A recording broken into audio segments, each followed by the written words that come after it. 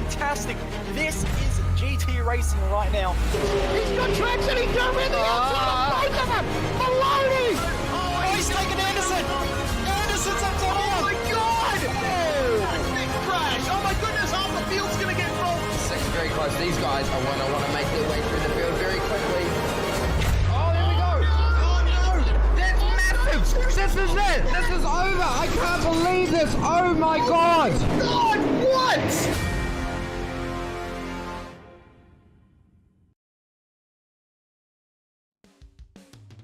This may just be one of the greatest bastions of racing you can ever go to. It's certainly the greatest figure 8 circuit in the world. It's certainly the track above all tracks which has held memory upon memory time and time again. For those who know about Damon Hill and the lump in Murray Walker's throat, for those who remember the fabled crashes between Senna and Prost, this is a place which will be remembered time in memoriam. This is Suzuka, this is round 11 of 12, and it's here with us at SimSpeed TV for your iRacing Grand Prix Series and the action we've got. I'm Jake Sperry, Jay Kennedy, along with me for the ride here today. And what a track this will promise to be. It's got a little bit of everything here, Jay. It's got that really, really flowing opening sector. Then you've got that stark contrast, which is very much a cut out of granite middle sector, and then that incredible 130R to final chicane, which ends out the high-speed section of the lap. Yeah, you said it's the best figure 8 circuit in the world, and even though we've got some amazing figure 8 circuits over this side of the world in Australia and New Zealand, I 100% agree. It is an absolutely brilliant track, and it's going to provide some great racing here in this series once again. Been a part of the Formula 1 calendar for umpteen years. It used to end the season or be one of the final rounds of the season along with Interlagos, which we go to next week. And as you said, the flow at this place is incredible. So many different types of corners within the one track, but they all still make sense. It's an incredible circuit. It always provides some great racing.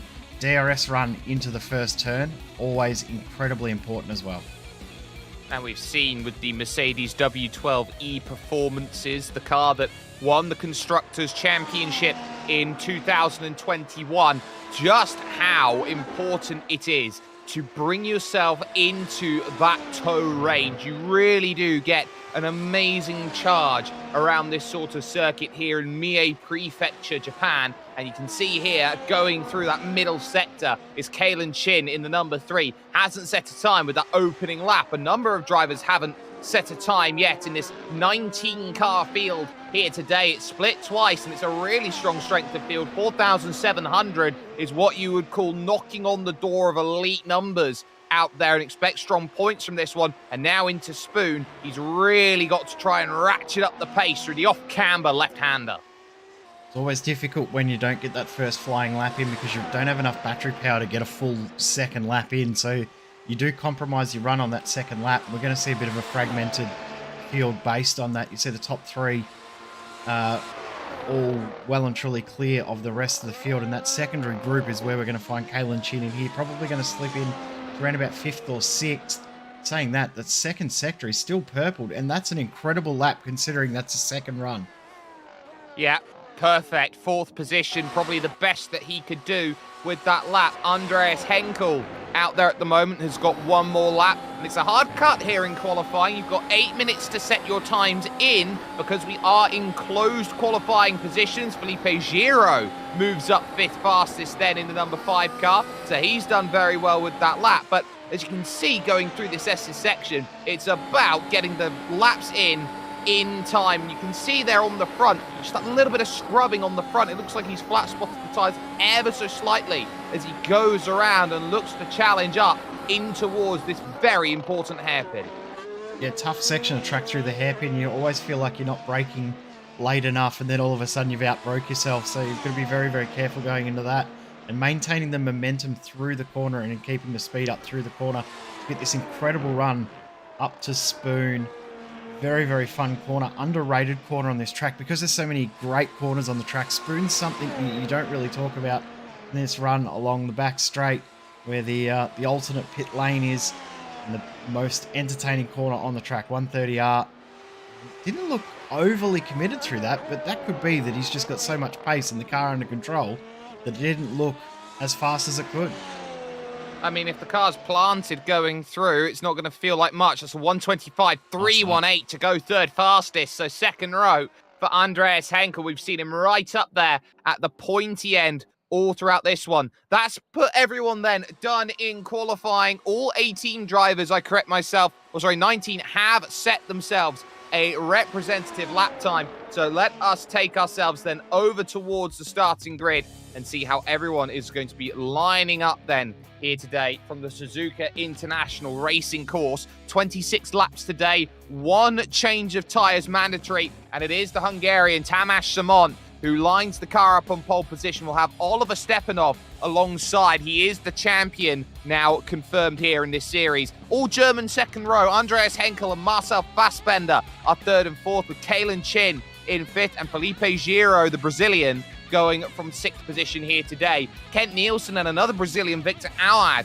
start on row number 4, with George van Rensburg in ninth position and Stefan Chantal rounding out the top 10. Ruslan Sapadov and Dan Bufton, they have row 6 on the grid today, with Marek Studnicka and Adam Cohen on the next positions out there overall, 14th and 15th, with Ronaldo Augusto 13th. You follow that up with Adam Webb in 16th. You have John Pat Kelly and Northern Motta in 18th position. The final driver out there today is the Canadian Christine Marie Tillman, who is making her first start in 3 years when it comes to iRacing official events. Here's the track temperature out there, 120 degrees Fahrenheit. It is absolutely scorching out there today. For comparison, that's 49 degrees C track temperature. Expect a lot of wear to go from the tyres. Most drivers electing to go for the the medium compound tyre, the yellow walls, with the exception of Marek Studnicka,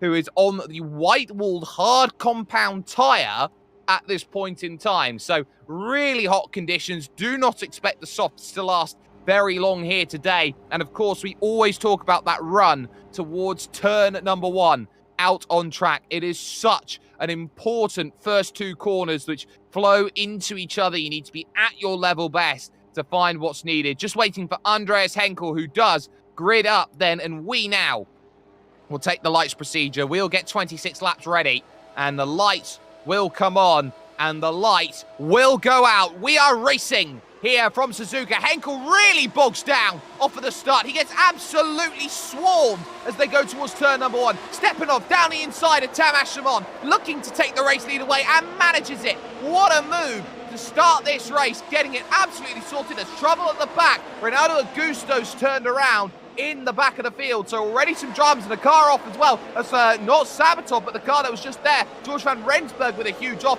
and that's forced another car off the road, and turned around goes that machine. That was Dan Bufton. Yeah, so a little bit of a crazy start to get this one underway, and horrible launch there for Henkel. He's lost 4 spots already, 5 spots already, to drop back to 8th position. That secondary group now is fractured away, so the top 10 all separate from everyone else. There's a little bit of a battle there. Victor Oad trying to hold on now from Andreas Henkel as he tries to make his way back up to where he thinks he rightfully should be. Absolutely. A poor start has been a little bit of a trend we've seen from the likes of Andreas Henkel. Hasn't been able to manage that effectively, and now he's got to really work, because he will not have the benefit of the rear wing flap, which adds effectively 80 brake horsepower. The drag reduction system flying through 130R, it will not matter. Using the slipstream only, diving down on the brakes and making the move on the Brazilian. So Andreas Henkel making a great pass. Sabatov just behind as well. It's all over the back of Stefan Chantal as they snake around then at the end of the opening lap and look to try and stay in range. Here comes Sabatov looking, and we're going to go 3 wide here towards turn number 1. Big move. What a move from Chantal. The bravery to hold the foot in and take the place. Beautiful move, and well done to have the cojones to continue into that. Well done from Sabatov to back off a little bit, and Victor, I realised there's no point me being there. I'm getting out of this one. I don't want to get involved. Saves his race potentially for doing that. Now, we were talking about what happened at the back start. We're going to replay up soon. But Ronaldo Augusto and John Pat Kelly both with meatball flags. So Augusto, I think, is already done. And John Kelly continuing on for a little bit, might go a couple of laps and then come in and get the hard compound tyre. Yeah, it looked like John Pat Kelly had his own issue on the opening lap of the race, actually hit the wall coming through the Dunlop corner, so that's his trouble out there in this one. But there are your leading drivers, and that is how much time has been lost by Andreas Henkel, and it just gets worse and worse every time he goes around. He's got to try and make up these positions one at a time. It's Kent Nielsen, first and foremost, he'll have to get by the yellow machine. And then just in front of that, Felipe Giro will be certainly one to keep an eye out on as well. On the brakes they go into the Casio Triangle and looking to end the lap and attack off of the exit of the final corner. So difficult to put the power down through there. You always want to put it down, but you're fighting grip and gravity as you go through. Going towards turn number 1, there's going to be no dice on the moves, and this is going to be hold up station, lap 3 of 26. Yeah, no real chance to get through the S's. You're basically using this section to maintain your momentum, and then you can see if you can get a move done. We're going to get a replay though of the start and see if we can pick up what happened at the back of the field. You can see there Henkel, absolutely horrible launch. But have a look at Ronaldo Augusto right in the middle of shot there. Gained 3, 4, 5 spots before he had that issue. Oh, a tiny little hit, and that will explain why he's got a meatball flag.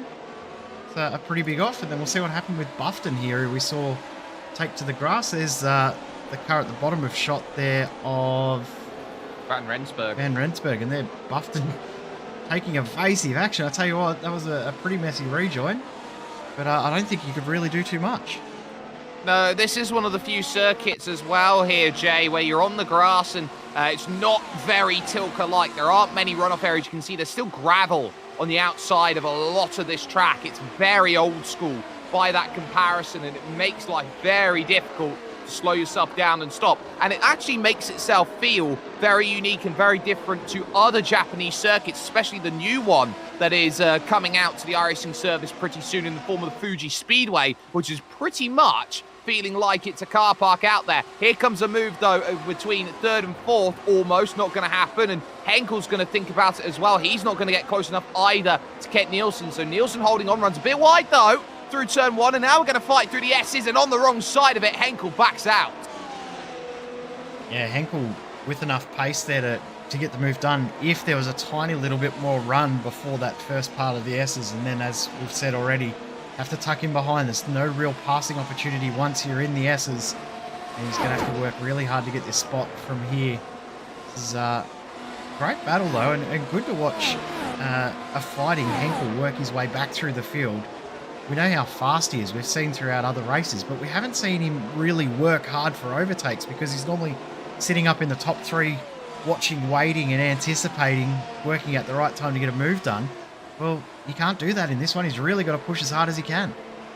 He absolutely does, and as he runs through the spoon curve and tries to attack off of the exit, he'll be dealing with the dirty air that is produced by the wake of these machines. Looking back from the rear here of Kent Nielsen as he tries to hold off that charge, moving through 130R, moving to the left-hand side of the circuit. It's not going to get himself worried too much, doesn't need to defend through the triangle, but if you run a little bit wide through the final corner, you're going to leave yourself vulnerable, and this is Andreas Henkel all over the back, seeing mistake after small mistake there. Both get DRS. That's the great equalizer. Felipe Giro within a second for Kent Nielsen. It was 9/10 over the line, and that was enough to cover the move off. Great scrap further behind, though. Norton Motta here just getting around Adam Cohen, and Christy Maddie Tillman in the fight as well, the Canadian.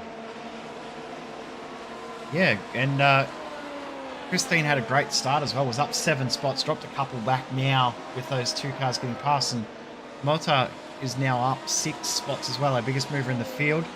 So a few big movers throughout this field. Chantal and Sabatov both up a couple of spots as well. And of course, Andreas Henkel, he won't want to look at the ups and downs at the moment because he's down 4 from where he started. The positive is it was 5, it's now back to 4. Yeah, that definitely is a positive, and it's working. Look at how they squirrel their way down in towards this section of track, that hairpin section. Cohen and Motta in their fight. I would keep an eye behind on Marek Studnicka as well, and that's a car off. That's Felipe Giro in trouble. Yeah, he's had an issue at Spoon and he's lost 1 spot already. There's going to be 2, 3, maybe 4 spots the way that he's got these cars stacking up behind him through 130R with lack of momentum. Never a good sign, but I'll tell you what. Oh, this is aggressive. He's completely scared Chantal off the road, and Chantal, who would have been surprised by that, loses one to Sabatov as well, and the train is Doesn't there. have DRS. Awad is there. George Van Rensburg, he's got no DRS either, goes to cover off Awad. Van Rensburg trying to go around the outside. Three went into one contact. George Van Rensburg goes around. The South African in trouble there, and it was always pivoting towards a disaster as they went through the opening corner. That was crazy, and that just started all the way back at Spoon from that little mistake from Felipe Giro. We'll pick it up in a second on replay, but how has he ended up, despite all of that, not actually losing any positions? That is crazy. That's what we call getting away with one. He would have lost 2 positions out there to Nielsen and to Henkel. Henkel now through on Kent Nielsen through all of this, but here's the run as he goes along to Spoon. It will be in Spoon where the issue happens for Felipe Giro, and this is one of the things we find, one of the vagaries here of Spoon Corner. You go out there, you grab a bit there of the AstroTurf, and the car's just not going to like the grip. Yeah, no grip out there at all, and well, this is the Pacos, meaning he didn't lose any spots, so did forget about the 2 that he lost to Henkel and Nielsen, but how he's ended up not only not or avoiding big damage metaphorically and physically, because there should have been contact there. Chantal's done a great job to avoid it, and they've all come out the other side somehow, except for Rensburg. Van Rensburg, he's the unfortunate victim in all of this, and he was just at the back watching, waiting, and not really sure what to do. You can see there that red light flashing on the back of these cars indicates that they are harvesting battery power as they go through. He tries to turn in for the corner, and of course he is not quite sure where Chantal's going to be. Chantal had to leave room at the front. 3 wide is always very difficult, and as such, he is the unfortunate, I would say, loser in terms of that fight. Good scrap though, still going on, and this is the move then between Kalen Chin and Marcel Fassbender moving in through turns 1 and 2, and that is Kalen Chin now up into 3rd position. And he's made it work around the outside, something we said we probably wouldn't see much happen. Can't really pass through the S's, but he just held that position on the outside and then got the momentum and held the line through into the second part of the S's. Gets it done. Interesting to see who's at the back of this group now while those 2 are fighting. Fastest lap of the race, or one of the fastest laps out on track. Andreas Henkel, about a second faster than every single car out there, is now into 5th. Not far off 4th and 3rd. He was 0.8 of a second quicker than the race leader last time by, a 28.6 compared to what was a 29.4 by Oliver Stepanov, and he is really trying to fight. He's got the DRS, plain white car, bit of red tinge now new to the machine as he drives on, looking towards turn number 1 once again, but he's hit another one of these pesky drag reduction system trains, which doesn't give him the automatic right to go through in terms of his battles, so he has to work a little bit harder out there on track for them. It is worth noting, top 2 have built themselves about a 3-second gap at this point in time. Stepanov and Simon haven't changed positions at the front since that opening lap overtake, and this group, 3rd, 4th and 5th, they've got a lot of work on their hands if they want this to be a fight for the win or a fight for the podium. Yeah, and the way they're battling, you'd think that they're not going to be able to close that gap down, because they are fighting quite aggressively and they are losing ground just based on that. I mean, Fassbender's last lap, 1.5 seconds slower than that of Stepanov at the front, so sure there was an overtake in that, but even still, that's a big difference in pace, and you can see that Kalen Chin already starting to push towards that 1 second advantage. Got it out to 9/10. DRS activation zone is on the approach into the Casio Triangle out of 130R, so he may break that 1 second. If it's not this lap, it could be the next one. So here comes Henkel. He wants to make sure that doesn't happen. Oh, and he just gets through a block pass through the corner. Marcel Fassbender had to really get out of it through as Andreas Henkel went deep into the triangle. Great move to get that pass done. He'll still have that slipstream, but he won't have enough to attack back in towards turn number 1. Andreas Henkel now back to 4th. Wow, what a drive it's been so far. So from that horrible launch where he dropped 6 positions, he's now only down 1 from where he started and is the fastest car on track at the moment. So Andreas Henkel, he's leaving it all out there. The one thing that we've got to keep an eye on, is he pushing that hard that he may find himself using this tyre up too much and then have to work extra hard on the softs and make them last somehow. So this is interesting. We haven't really talked too much about how the tyre strategy plays out. It's been pretty straightforward throughout the season. But with the extremely hot temperatures out there, just on 50 degrees Celsius right now, that could change how some drivers think about it. One of those will be Andreas Henkel, and we know that tyres are obviously meaning something considering we've had drivers start on the hard. Absolutely. You'd feel that you reach around this point in the race, it would be wise to switch to the hard. If they can extend the gap out to about lap 17 or so, they'll be thinking about the soft compound. That's the way this race is looking right now. How late do you want to take it into the pits? And for the first time in this race, Oliver Stepanov there for the Mag Performance esports car breaks a second in comparison to the former pro Stripe in Tamas Simon, drove in the Dallara IR18, not IR18, sorry, I will correct myself there, Dallara IR01 championship, and did very well in that, but ultimately he's been broken. We've got a few battles up and down the order. Last spots in the top 10, Chantal versus Awad, now the next scrap out on track. Interesting, this is the only battle that actually has DRS involved. Fassbender. Fassbender's just lost another spot. He's had a little mistake there. He's now lost another spot to Kent Nielsen, so he's dropping through the field. And oh, it's a weird place as well. Yeah, it is such a weird place. It's through the S's.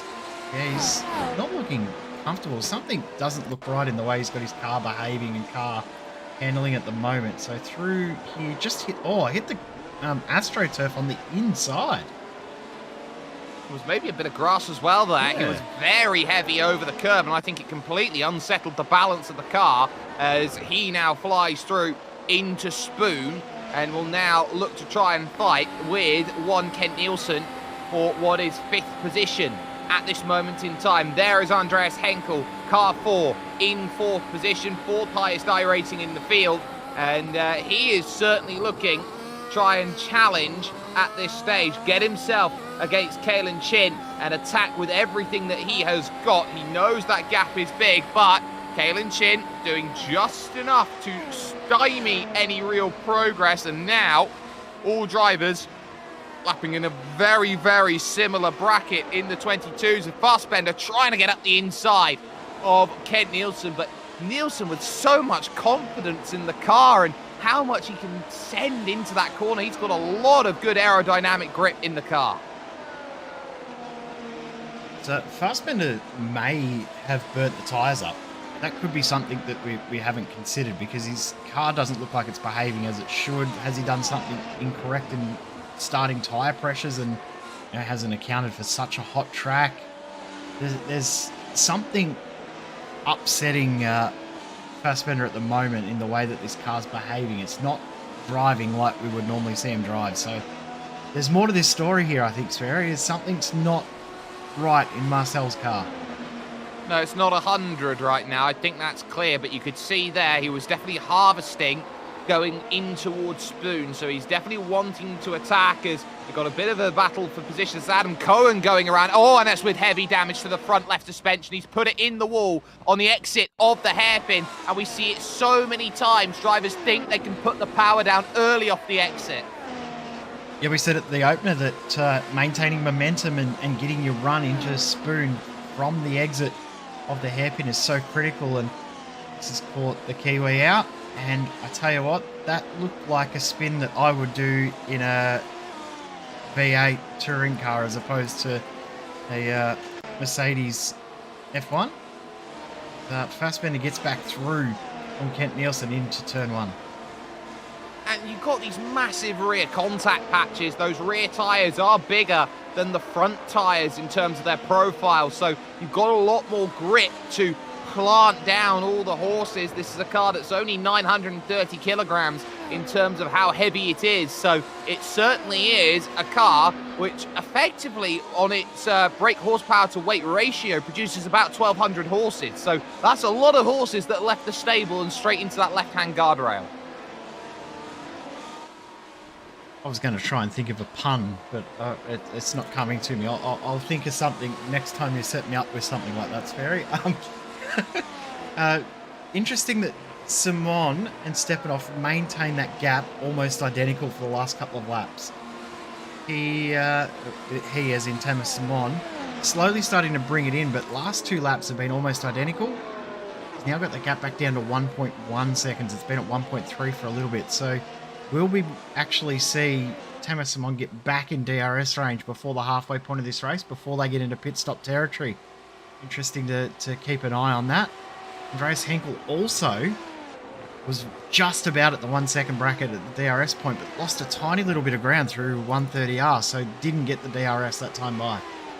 And that's because Kalen Chin was the fastest driver of anybody on that last lap. 129 flat going through. Marcel Fassbender, we noted last lap, he got ahead, he made that move and jumped forward. Now here is Studnicka here, Marek Studnicka against Dan Buffton. Buffton can't quite find an angle, but if there's any time as Studnicka goes massively wide through turn 2, the Czech driver, then he would be looking to try and break away. This is about the time where the hard compound tyre should be sitting in here on lap 13 with a good opportunity that it's hitting its window after a few laps to cure.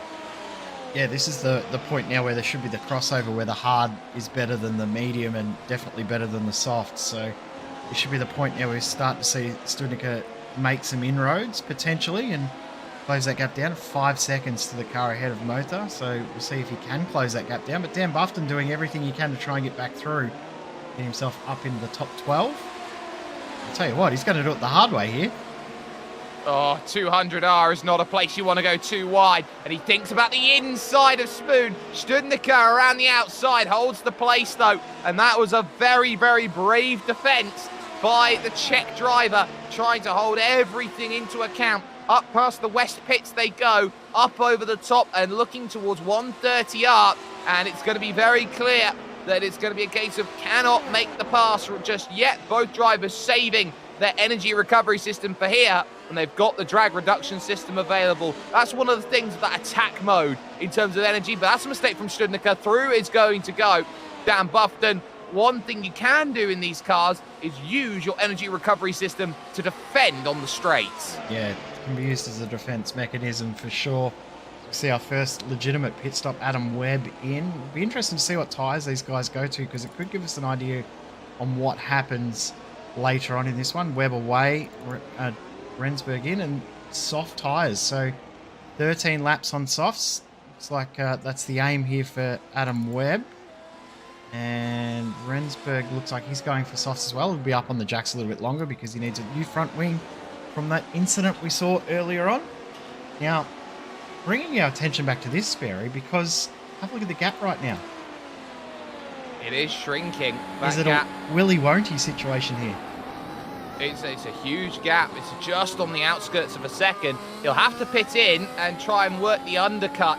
That's the way I think Tamas Simon's going to win this one. He's going to have to force the hand, but he's also going to be forced by Kalen Chin as and when he may decide to come in and make a stop. And it is going to be a very tough pit entry to get into as well. It's very fast. You duck down inside Ruslan Sabatov, about to duck in and dive into the pits as we speak at this point in time. I do need to note as well, everyone in pit lane absolutely knows when cars are coming into the pits because it's like hearing an air raid siren.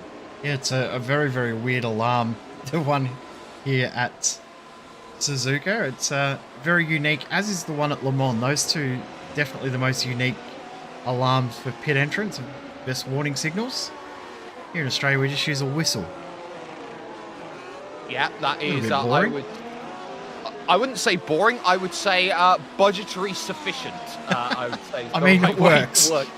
Yes, if it ain't broke, don't fix it. And we've seen that so many times over the course of racing. Systems that are not broken do not need to be fixed. And of course, we've seen qualifying change about 84 billion times. Haven't seen it change in over a decade.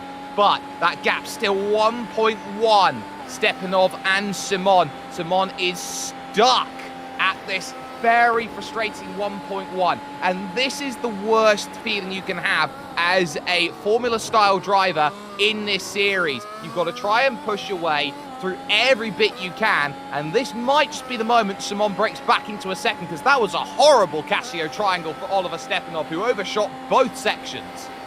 Yeah, and the only downfall for Thomas Simon is the activation point had already gone before the Casio triangle, so he couldn't take advantage. But the plus is that he's now under a second, or right on a second. It's Kent Nielsen, the first of our front runners, into the pits. We'll see what he does. No doubt it'll be softs.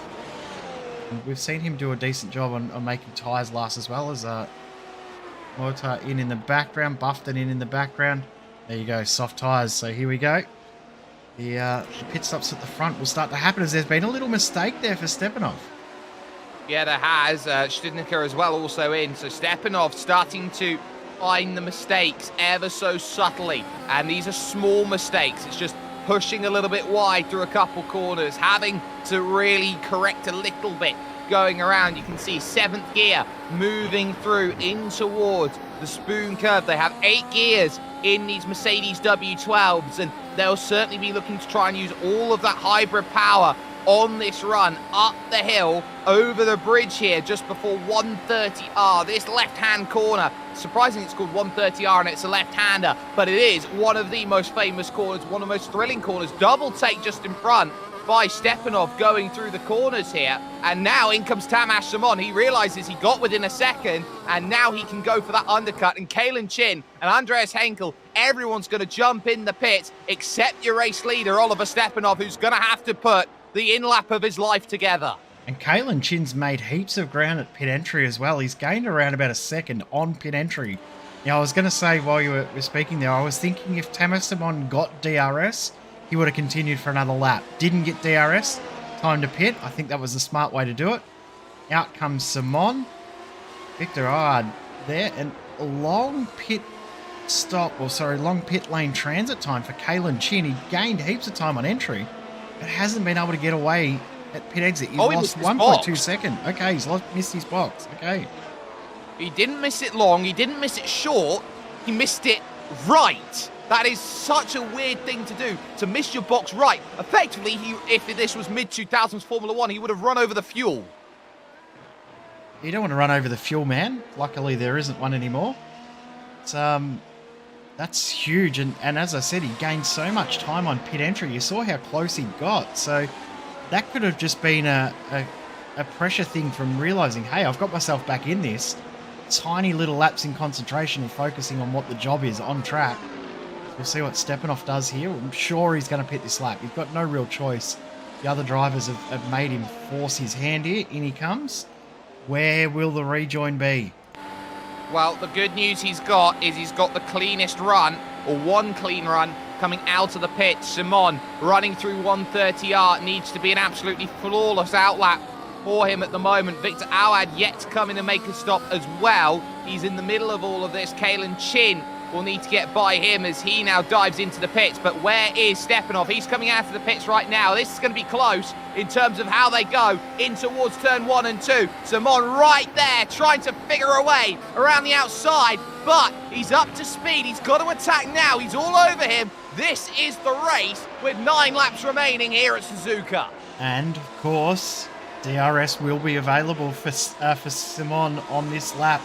He'll be looking for a bit of redemption after that horrible pit stop that he had at Montreal. He'll be looking to make sure he redeems himself and has a good performance here. Gets himself back with a win. These two have been at it most of the season. And to see the second last round of the championship come down to a battle like this, absolutely brilliant. Kalen Chin is still in this. Won't take much battling from the lead two for him to make it a 3-car fight. He's 1.7, 1.8 seconds back of these leading duo, and he knows if he wants this race to be a victory, he's got to hope that those two start fighting very aggressively with each other as they drive through now and back up the hill towards 130R once again. Stepanov's done well, being the car in front to build that gap to half a second, but that might not be enough when it gets towards the opening section of road once again, into the triangle, they come along. You can see it's a much different line now from Stepanov. He's really trying to open up this corner, give himself as much room as he possibly can to break away. And of course, this isn't an FIA sanctioned race. They can move and weave as much as they want on the straights. Stepanov holds off the gap for the moment, but Simon has got to keep the pressure up here on the Mag Performance Austrian. They have to be very, very careful of Kalen Chin in the background. He just set the fastest lap of the race. First driver into the 1:26 bracket. So that's 6 seconds a lap faster than the last time we were talking about lap times. That's incredible, the pace difference that these soft compound tyres have. Kalen Chin is coming. The downfall is he may have used all of his battery to try and close that gap down and now has nothing left. Gap is starting to stretch out again very, very quickly. Consistently, Kalen Chin was doing 1:29s. That is a 3-second difference between soft and hard, soft and medium compound out there. But the question is as well, how much are you taking out of the tyres to go and attack? And yes, they've come in and pit late, but this is a tyre that's going to go off very, very quickly. And Simon cannot hang with Oliver Stepanov. That gap immediately out over a second again. Yeah, I think there's a fair bit of battery usage happening right now.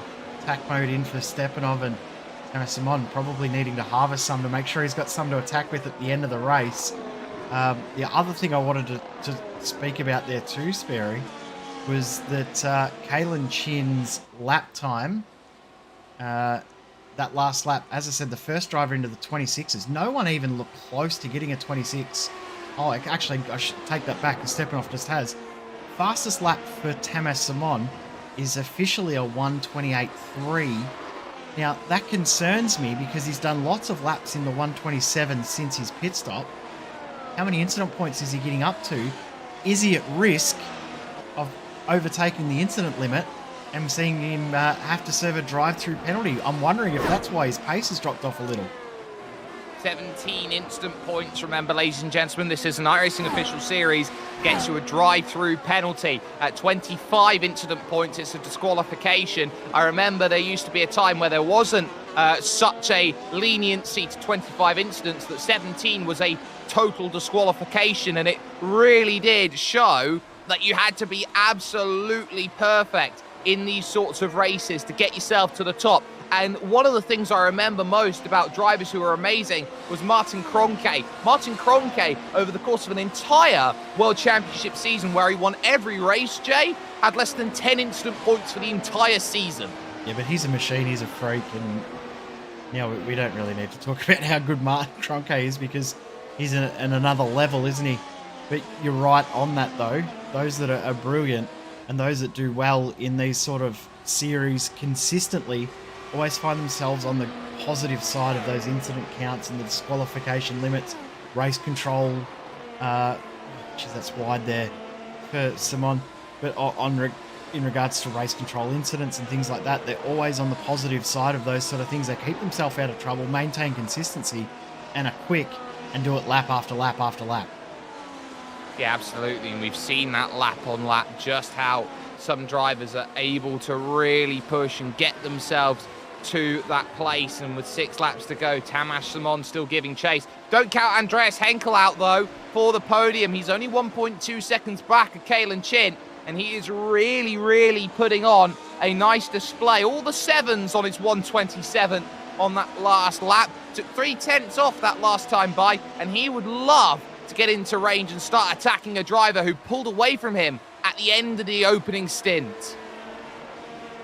Yeah, and even to get himself back into second, that's an amazing recovery drive as it is. But if he can get himself up into the podium spot, back to where he started after that horrible launch, that is a brilliant race overall. Tamas Simon on this lap actually setting personal best sectors as well. So he's starting to close that gap back down. It did stretch out to 1.6 seconds, now back to 1.3.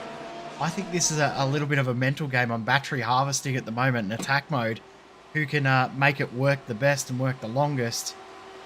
Everyone has pitted as well. Interesting that on a completely different topic, Suzuka actually came out on medium, so he's gone hard medium. Everyone else in the field has gone medium soft. Yeah, it really does show that Max Studnicka here is really not comfortable with the tyre life situation. Would like to use tyres that will get him to the end, and is doing so right now. He's just holding off Dan Buffton at this moment in a fight for 12th position here in this one. Another fight to keep an eye out on is the one for 6th, because Kent Nielsen here is going to be under pressure from Felipe Giro. And here's something that's quite interesting right now here, Jay. Top 8 in terms of iRating are top 8 in terms of this field. And 8th being Sabatov in the 8th position. Nearly 5,000 iRating. Pretty decent iRating gathering for them. Top 4, the lowest is just over 7,000. I mean, there's a bit to spare in that group. We could probably have some sparing. Although our controllers aren't really worth iRating anyway, are they?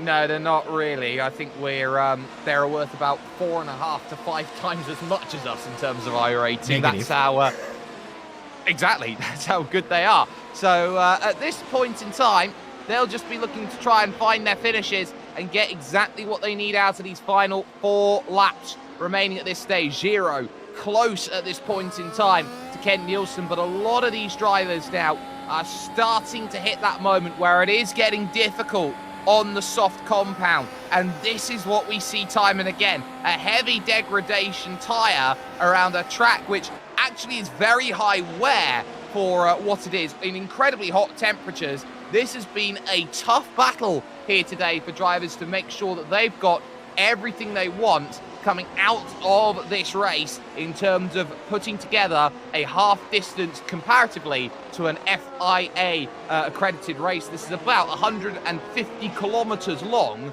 in terms of race distance, Jay. Yeah, and race time's usually around about 40 to 45 minutes, which at this intensity is quite tough to do. And making the tyres last in these hot conditions. I mean, track temp, I don't know if you've been keeping an eye on it, Sperry, but it's fluctuated between about 43 to 44 Celsius all the way up to just under 50. So track temp is really playing a factor in this one as well. Track temp did drop a lot at the time of pit stops, so that could have also made a little bit of an impact on when drivers have decided to pit, thinking, hey, the track's not as hot as it was, maybe I can come in. Track's now heated back up, hyper heated back up, because it's back up to 50 again nearly. That may have changed the way some drivers thought about how they were going to play the tyre strategy. Only 3 laps to go. They've got to make it work now, though. They do. Tamas Simon creeping ever closer. He is 2/10 off of activating that DRS flap as he goes through the opening sector, through these S's, down the hill and back up it again through the Dunlop curve, and looking to try and get as much as he can. He's cut that gap down to just 0.03 of a second away as he goes through the 2 Degner corners, which are 2 of the most difficult corners on this track.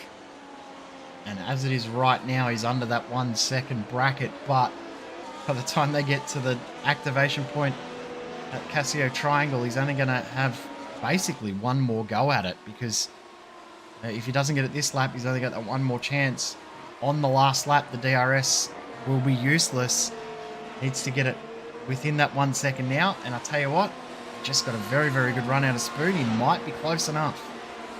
I tell you what, I wonder whether he's been sitting outside of a second here, just trying to protect his tyres out there. Of course, when you run in the dirty air, your tyres scrub a lot more. In these hot conditions, having tyre life at the end is tantamount towards a victory. And now as he goes through that gap, just over a second at this point in time. But does he have the DRS? No, he still doesn't. So he's closer than he's ever been. 2 laps to go. He's going to need a bit of help here and a mistake or 2 from Oliver Stepanov if he wants to close this down. The victory overall, the battle for 3rd is exactly the same, as is the battle for 6th position out there on track. Everyone is stuck at this point in time in a holding pattern, unable to get close enough to make that pass. Well, there's whether they're unable to or whether some drivers are opting not to yet as well, because we've seen how the DRS can then play back against you as well. We force you into a position on track that you don't want to be.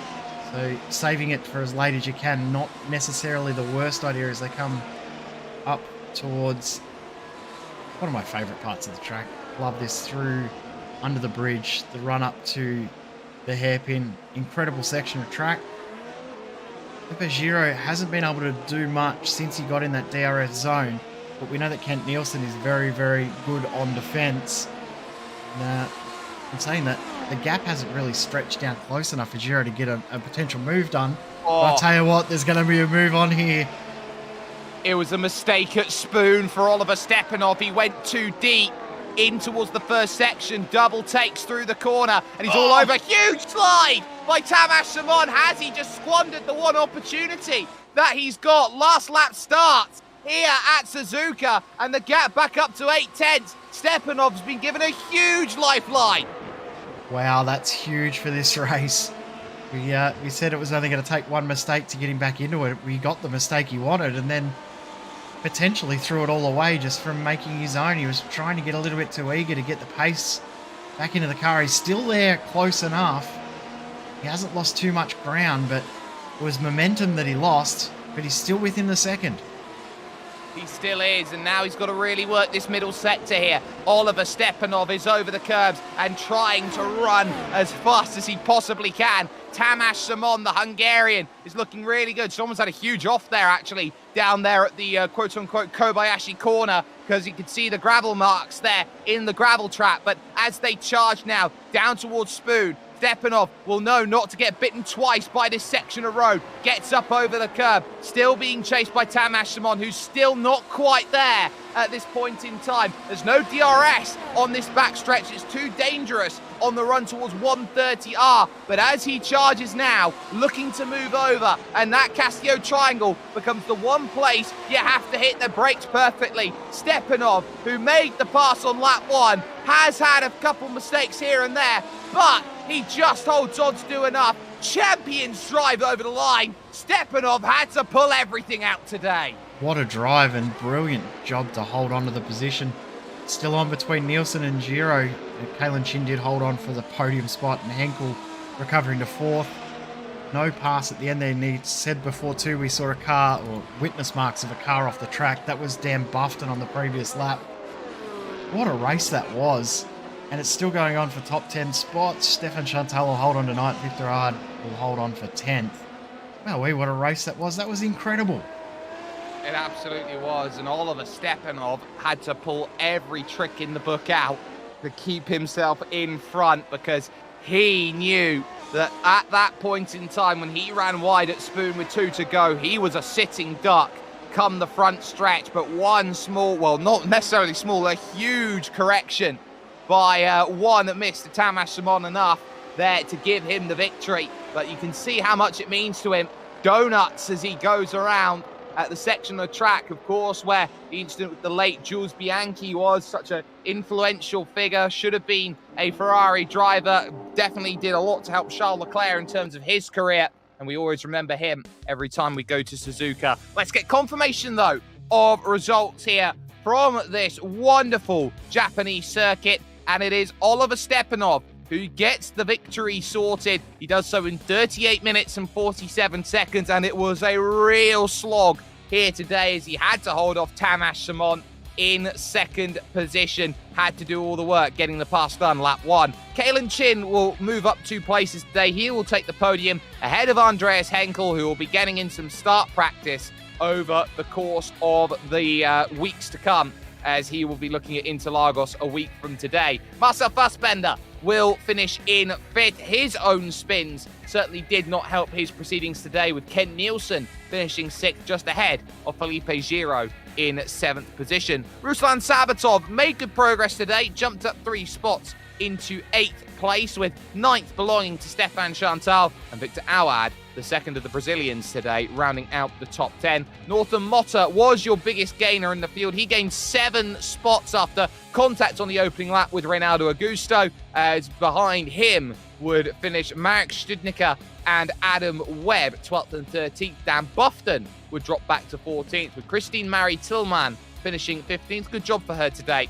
They're gaining 4 spots, with George van Rensburg, the last finisher in this race. He had a very adventurous day today, making friends with everyone. And the 3 retirees, Adam Cohen, John Pat Kelly, and the aforementioned Reynaldo Augusto, ending out things overall. But with the majority of the drivers in this field being Brazilian today, we head to the most premier circuit that Brazilians go to. It is, of course, Interlagos, the final resting spot on this calendar, as it has been for a number of seasons so far, Jay, and such an important track in terms of racing. It is probably one of the only tracks I can sufficiently say you can fight too wide through every single corner. And these cars do fight quite aggressively through nearly every corner too, so it's going to be a brilliant race. Looking forward to it. Fantastic end of the season, and we'll cap off a brilliant season from Oliver Stepanoff, who at this point mathematically could lose the championship, but it would have to be an absolute miracle for that to happen. He has been dominant, well deserving of a championship win in this series. It's the sort of points haul that you would look at and ask, is Maximilian Benecke available for a fun race around? That's the sort of way. Well, he won't be, unfortunately. No, he absolutely won't. That is correct, because next week is the finale for Porsche Esports Super Cup.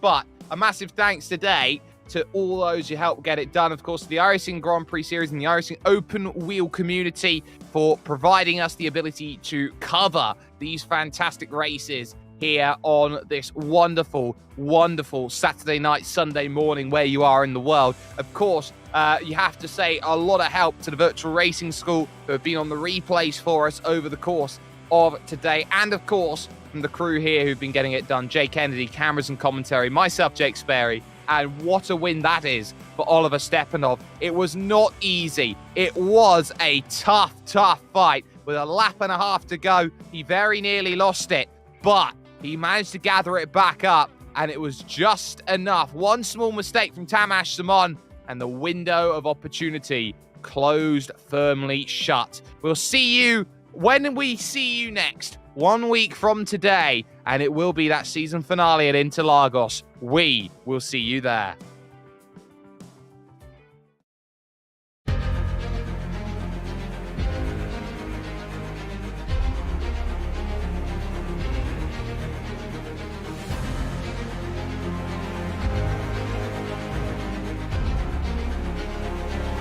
This is fantastic. This is GT racing right now. He's got traction, he's got everything outside of both of them! Maloney! Oh, he's taken Anderson. Anderson's up top. Oh my god! Oh! Big crash! Oh my goodness, half the field's gonna get involved! Six very close. These guys are want to make their way through the field very quickly. Oh, there we go. Oh no! That's massive! This is it! This is over! I can't believe this! Oh my god! God, what?